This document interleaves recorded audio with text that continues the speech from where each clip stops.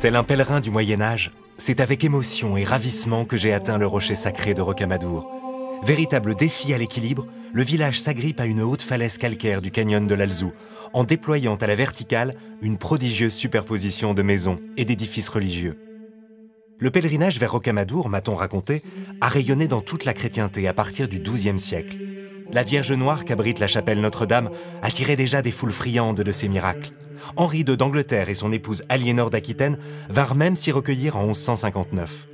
7 ans plus tard, on y découvrit le corps intact de celui qu'on baptisa Saint-Amadour, une relique qui allait donner son nom au village et asseoir définitivement la renommée du pèlerinage. J'ai commencé à gravir le grand escalier qui mène à cette citadelle de la foi. 216 marches qu'on montait à genoux au Moyen-Âge en récitant le chapelet. Arrivé enfin au parvis, j'ai pu accrocher ma sportelle, l'insigne des pèlerins, et admirer l'imposante basilique Saint-Sauveur, élevée au XIIIe siècle, sous le cœur de laquelle se trouve la fameuse crypte Saint-Amadour. Toutes deux ont été classées au patrimoine de l'humanité par l'UNESCO, au titre des chemins de Saint-Jacques de Compostelle. La cité mariale était loin d'être un raccourci sur la voie du Puy-en-Velay. Depuis le parvis, on peut aussi apercevoir la trace qu'aurait laissée dans la roche, selon la légende, Durandal, l'épée de Roland, projetée depuis les Pyrénées après la bataille de Roncevaux. J'ai ensuite emprunté le chemin de croix qui mène jusqu'au château, dont les remparts protégeaient les sanctuaires d'éventuelles attaques. Au-delà de la dimension spirituelle du lieu, de nombreuses découvertes m'ont été proposées à Rocamadour. Durandal y est aussi devenu le nom d'un spectacle équestre ébouriffant, mêlant joute et pitrerie. À 2 pas, au rocher des Aigles vivent des rapaces qui évoluent en toute liberté au-dessus du village lors d'un spectacle fabuleux.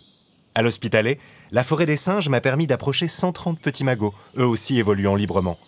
La grotte des merveilles, elle, s'orne d'une multitude de concrétions cristallines et de peintures rupestres vieilles de 20 000 ans. Rocamadour s'anime aussi de nombreux événements culturels, notamment l'été.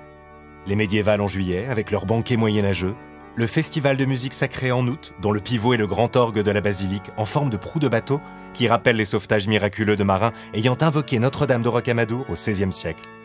L'apothéose vient en septembre avec les incontournables montgolfiades qui voient des dizaines de ballons survoler le rocher. Rocamadour a aussi ses trésors gastronomiques. C'est en empruntant l'un des nombreux sentiers de randonnée, à pied et en vélo, que j'ai goûté le plus connu.